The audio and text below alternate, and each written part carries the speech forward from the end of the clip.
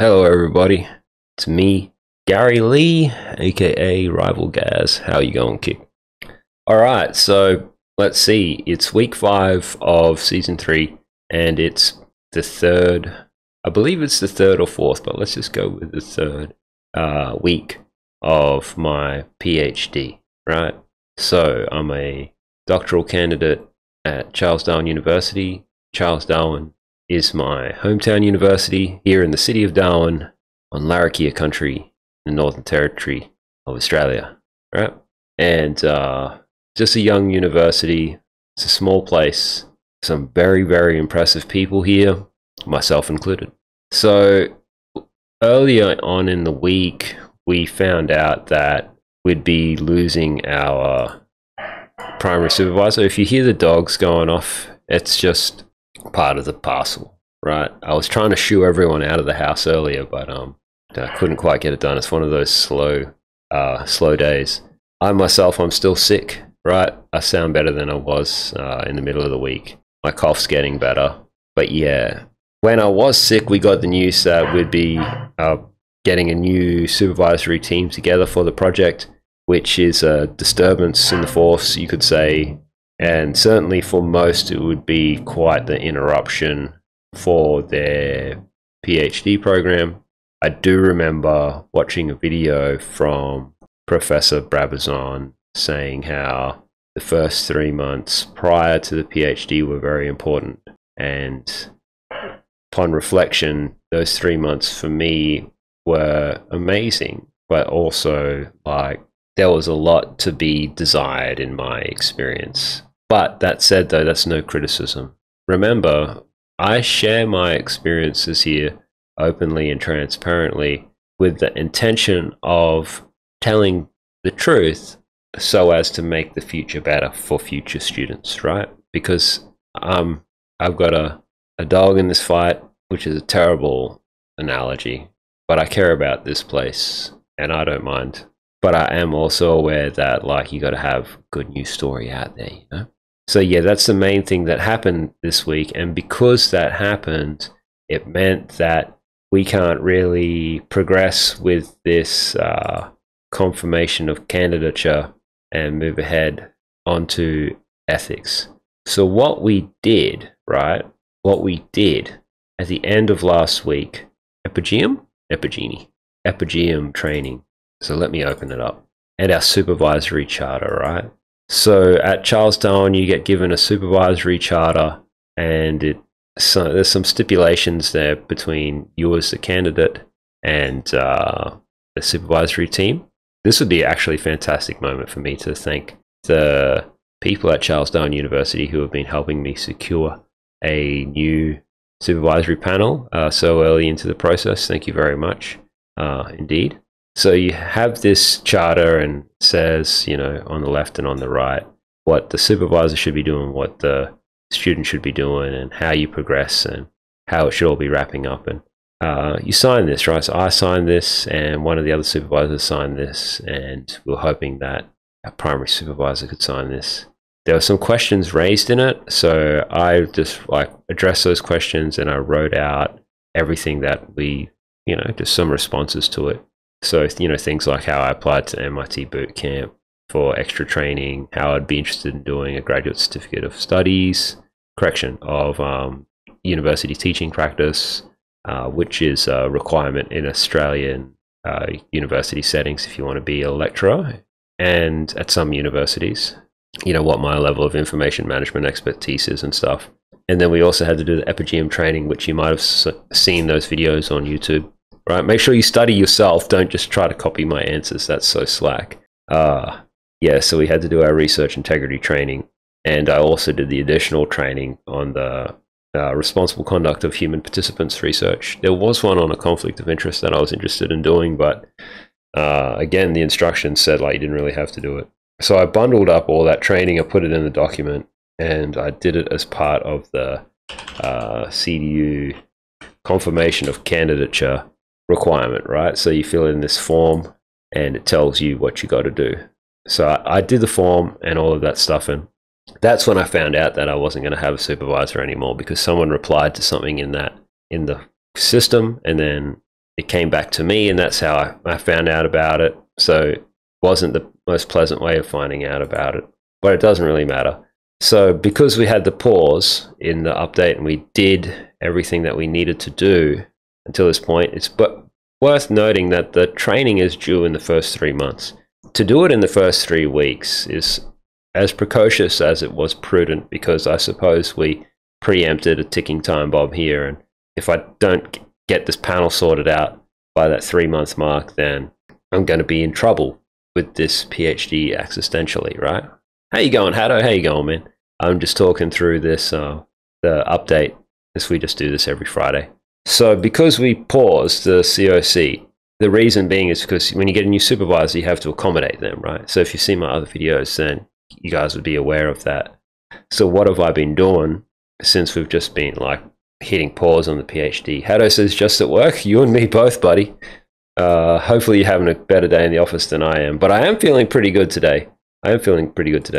So one of the things that we worked on was instead of doing the confirmation of candidature, was we worked on the little role-playing game system that we would play. So it's an asynchronous role-playing game that we can play on stream with viewers, and cooking up character sheets and simple rules and things like this. And part of the reason why we looking at this at all, like, what does this even have to do with a PhD, right? Well, it's about gaming and playing and taking a tabletop game and turning it into something that can be done on stream, which has been done countless times before. But it's about exploring the different ways of play and acknowledging that from a sort of ethnographic point of view, that there are players of these types of games at a very high or elite level, right? And it exists as a practice in the sociology of gaming and live streaming. Hatto says he got a new barbecue for the office yesterday, so cooking up barbecue lunch today. Winning, man. I definitely could go for a barbecue lunch. How about you guys? Right. So we were just working on that instead of the confirmation of candidature. But that said, though, this week we did start the week with a plan to sort of suss out a reading list, so what directions we want to go with the project. But of course, with a new supervisory panel and new eyes on the project, people are going to have different ideas. And to be honest, I'm just happy to chill out. So the thing is with the PhD is that you effectively get, like, it's a 3-year program, so you get 156 weeks to do this, right? That's why I count my thing down in weeks. And I've had 3 weeks. And basically, every 52 weeks is 33%. And I worked it out. Because I've lost a week of my PhD, I can never say, that I did 100% effort. I can only ever really say that I did 99.5% effort, because I lost a week due to this delay and the reconfiguring of the project. But nonetheless, I was still trying to cook up some stuff and still trying to stay orientated without losing too much progress, and progress on the personal front, on the motivation front, on the candidate's behalf, being able to steel their resolve and be able to continue the work, right, and to not give up when they've had this, what some could consider a blow. So moving on, I did come up with a hypothesis, right, and I drew this up on the whiteboard. I drew it up the other week, and I've finally been able to explore it a little bit more this week and bring it over to the stream so I can show all you guys. Now, I am aware that this is not PowerPoint. We do have PowerPoint, right? But I just like playing around in Canva because it's just more fun, in my opinion. But for those of you who are wondering about like your professional skills, you know, like, yes, I can use Office.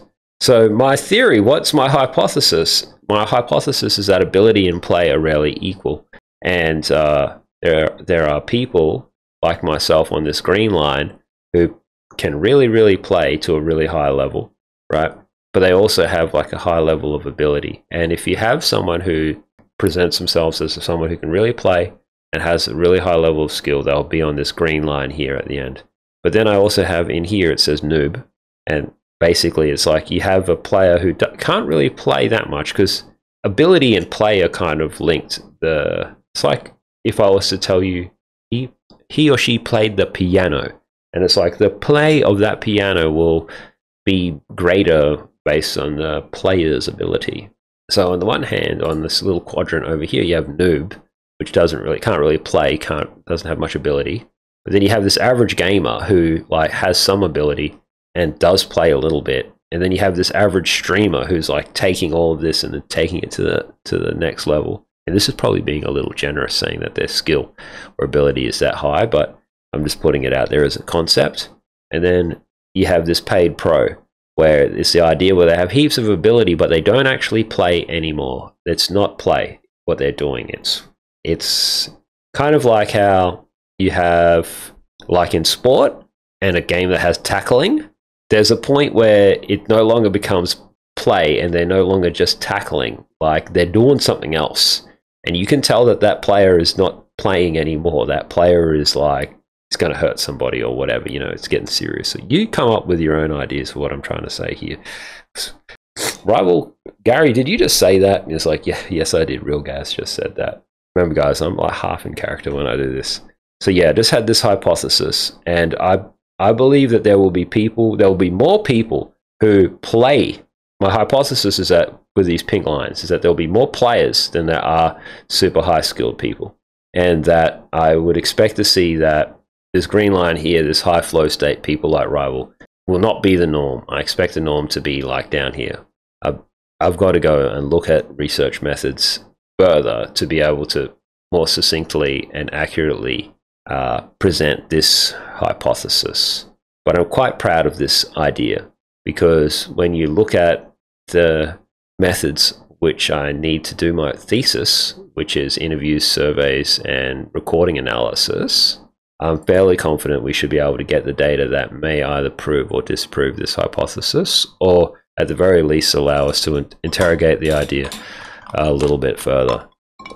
So yeah, that's basically as far as what we've gotten this week. But it is worth acknowledging, though, that we did do some things in week 5 for the PhD, like we really did. The first was, so we'll write this down, new supervisory team update.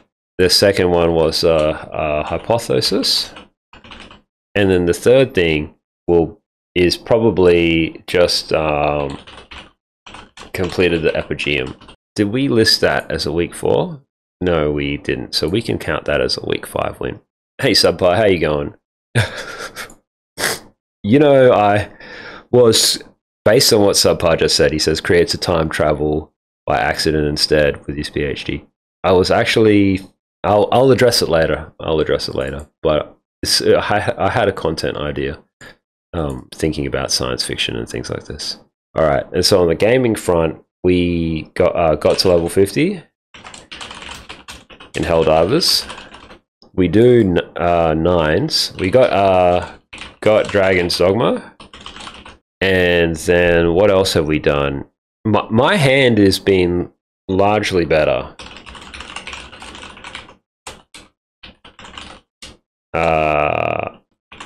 I'll just say rare pain. So yesterday, because I gamed all day, I did get some hand pain. And what I noticed about my hand pain is that it seems linked to effort. So I must be like straining or pressing harder or doing something when like I'm exerting a lot of effort. And I notice my effort spikes are in Helldivers 2 about precision with aiming. And in Dragon's Dogma 2, it's about, I just start mashing because I don't really know what I'm supposed to be doing. I don't have all the skills yet. Only yesterday I found out how to unlock more skills. And with the stream, what did we do? We cooked up RPG tutorial, more YouTube videos out, which is really great for me because last stream in season 2, I was just in the habit of streaming, and I did what I did in season 1, which is season 1, I was just learning how to stream, learning the ropes, learning Twitch, doing my 2,000 hours, trying to figure out how this game is played in the streaming world, right? Praying to the stream gods and all subcultures and things like this, you know? Learning what a miskiff is. That's a joke. Then in season 2, I was supposed to be that's in season 2. I was supposed to be streaming and then making content, and we came up with a stellar workflow, which is something that I'm trying to implement in season 3. But what ended up happening in season 2 was I got 2 in character, and I just rolled with it until we got all the footage that we needed. And now I got to go back and edit it and get all of that sorted out, which will happen. Also, there was everything that was happening in the background trying to get into this gaming PhD and things like this. And this is now where we reconnected what I said at the start of the video, which is the 3 months prior to my commencement could have been better. And I know precisely how it could have been better, but I won't say so here. I'll save it for another video. So I guess last thing on stream that we did, well, I'll just leave this one blank because the week's not over. We do it on Friday, and then I got all of today after this point, all of Saturday and all of Sunday, right, to cook something up. So we'll see. Oh, we also did this, the games and genres separation, right? And it's still not finished. Still not finished. So in the PhD, and obviously this will change when we get the new supervisory panel, but yeah, we're only doing, it was kind of raised that we'd only do 4. And so what I want to do is continue to expand upon this, where it would be great. What I should do is I should do all genres. You know what I mean? We should list all genres and come up with the leading games in it, and then see what we can do, pick the best games for it or whatever. You know, and I don't look at this chart in great detail. I just copied and pasted one side to the other and didn't get around to filling it out any further. So if you see things that are not quite right, don't panic. So yeah, that's basically it. It's been a big pause. It's been a big pause until we get the new supervisor. We got 156 weeks. So I still got 150 weeks still left to go in this baby. And yeah, we're going to get there. Overall, how do I feel and everything else like about all of this? And to be honest, guys, like, it's been a challenging week because we had to do the LinkedIn thing where I had to say I'm not a communist. The university's been great, helping me out, trying to help get me a new supervisory panel, which is good, working through that, as you know. Oh yeah, we did a YouTube video out with Dragon's Dogma. But I'd say the thing that has been the most challenging, or what is the most hard thing with finding out, you know, change the supervisor and all this stuff is actually how apathetic I get about it, you know, because I don't really care. I've got a mission and I know what I need to do, and I'm focused on that, you know. And like, when you got to pause and then turn around and look at what everybody else is doing, and you know, you're like, what's going on with them? I mean, like, because I know what I have to do. I'm the player of the game. I got to play the game. I got to do the stream. I got to find the folks. I got to interview them, and I got to get the data and in and out like Helldivers mode in the brain. You know what I mean? To do level 9, you're competent. You're a team. You stick together. You do the objectives, and then you work efficiently through the map, right? And if you're really good, you might have like some actions on for when things go the way it is, and you stay in touch and you communicate. And like, I'm looking at what I'm seeing on my screen through my eyes, and like, I'm going at it and doing it, and then I'm basically getting like players are disconnecting from my lobby, and I'm like, well, how are we supposed to complete this dive, guys, you know, without any of you? And it's tricky because it's like, the PhD is not, in reality, it's not an individual effort. It's a team effort. You know, you've got your supervisors, you've got the university, you've got your friends and family, and all these other people are involved, and your data and your subjects, or whatever it is that you're studying. You know what I'm trying to say is that no man or woman is an island, and we all do it together, despite the fact that you have to go and do your bit and your thing, you know? So like, the biggest challenge is trying just not to get like apathetic about it, go rancid, and get cruel and wicked and angry and all the negative emotions. Do you know what I'm saying? Because it's like, I know that I got to get up and do my stream every day. I got 7 days a week. I got content. I got people who rely on me, and I just got to do it. And my question to you, if you got this far along in this YouTube video, is, do you know what it is that you got to be doing no matter what? Because when my PhD is over, I still got to be who I am. I still got to be the gamer. I still got to know what is up in my industry, in my discipline, my area. I still got to be streaming and connecting with people, and as I like to say on Twitter, like truly understanding the science of your rival and how does it work and how you be the best in video games and all this stuff. I got to still live that. And if you don't really know what that thing is yet, and you're using this opportunity that you have, a PhD or whatever kind of apprenticeship thing that you're going through that takes time, if you still haven't been connected with your purpose yet, then just know that your purpose does change. It does change with time, right? Years ago, I would have never imagined that this would be my focus and I would pursue it with the tenacity that I do today, right? Little did I know back then. But I had something that I needed to be doing then, and if I wasn't doing what I was doing then, I wouldn't be here now, right? So if you still don't really know, just make sure that you keep your eyes on the road and just make it to your next destination. And if you're anything like, let's just call him Mike from LinkedIn, right? Let's see if we can pull him up, who sent me that amazing message yesterday. Not Michael Shoebridge. He's excellent. Mike Pritchard, right? I can't wait until I can do the on-campus tour, guys. I really can't wait. There's beautiful Darwin. I've lived on this side, on the waterfront, and I've lived in the marina on this side too, on the beach house. I wasn't streaming back then, though. But yeah, I think you guys would have loved those streams if I was. It was amazing. But anyway, if you be like Mike, let me just say a couple of things about Mike, and then we'll wrap up this this week 3 of my PhD update, right? So Mike sent me a message on LinkedIn saying, you know, people actually read your stuff, Gaz, and like it's kind of inspiring because you're like the one bloke who's going to go and pursue his dreams. And that means something to us, that means something to men and women who have a silent ambition. All I have to say is that when Mike spoke to me, he said one thing that was very interesting. Mike identified the things that he was not, but in his communication, he didn't say the things that he was.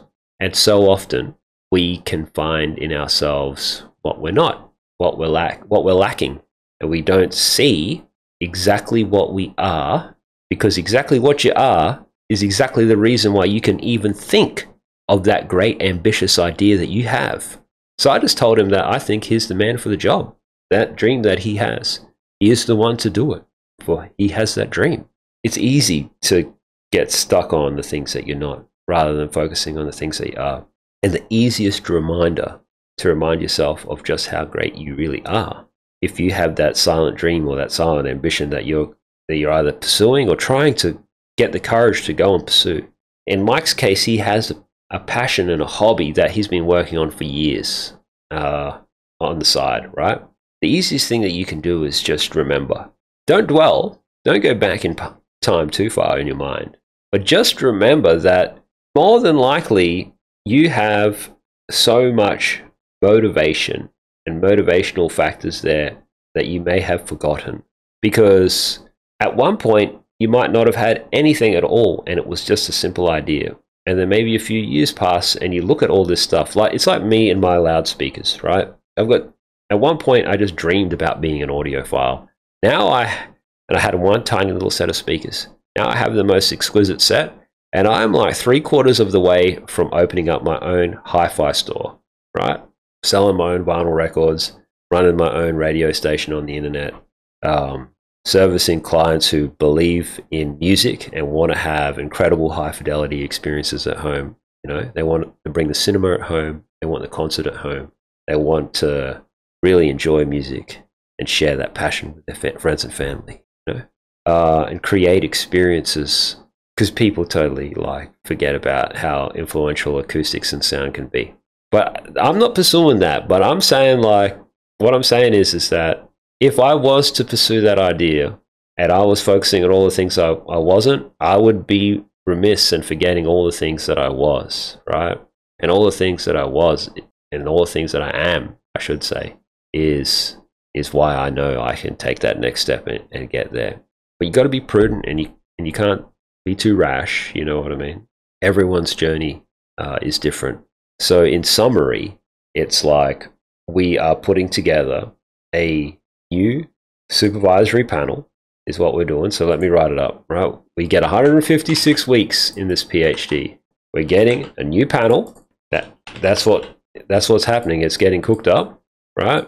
I'm fairly sure, 156 weeks, new panel, and I'm fairly sure we are just chilling. We are just chilling until this is all figured out. And the university has assured me that they have a list of suitably qualified people who could help. And that list ranges from the director of the Academy of the Arts that is in charge of effectively like our Actors Guild. So think Broadway, think stage design, think movies, think productions, scripts, Hollywood, Australian cinema. We've got people like that, to people who are very influential and integral to the entire arts faculty. So think, again, like media and sociology and philosophy and politics and that side of the school, liberal arts, right? We've got very influential people there who could be involved. And maybe, just maybe, I might even just get my old boss back. So when myself, when I used to work for the university, every time I got a contract, the university is broken up into colleges, and the colleges come together to make the university. Right? It's kind of like how in the military you get like different branches, Army, Air Force, Space Force, and then inside of that it gets broken down further and further. And so like the boss of where my intellectual domain resides, she was always like my boss on every contract I ever got, and she was amazing to work for. And I did some of my very best work because I had a great boss. So yeah, I don't really have any harm or foul or negativity to bring upon the people who can't support me anymore, right? I'm grateful. I'm happy that people believed in me once. I couldn't ask for more. Sometimes people can't help you anymore for whatever reason, and it just comes to an end, and that's okay, right? This isn't Rome, and this isn't Super Earth, so there's no calls for treason. But at the same time, though, just be aware that you, as a PhD candidate, if you're doing your PhD, right, you are still a somebody. You are still the same person who is going to be that incredible person in the future. And you deserve respect.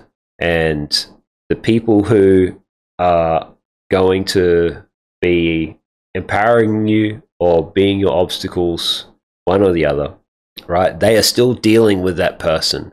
Yeah? Goku, I was going to say Goku was just a kid once, but he could like destroy an entire planet as a kid. All I'm saying is that like, so I can shut up and go and start playing video games, is thank you very much, Tara, for all the help that you've given me to this point. It's unfortunate that we can't keep working together for whatever reason, but thanks again for your help. I can't wait to see who our new supervisory panel is. Again, everybody, hey Causey, how you going, man? You're an absolute legend.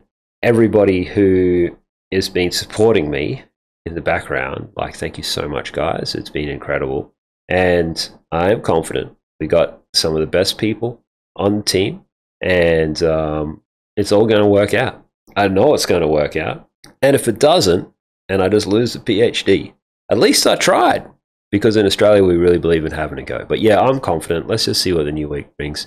Everyone's going to get there. These things don't get solved overnight. These things don't get solved overnight. So we just maintain, and we continue with the mission. But yeah, until next time, guys, I'm going to get out of here. So, Soul. I'm going to keep going with the stream, but like, Soul for the end of that recording for YouTube.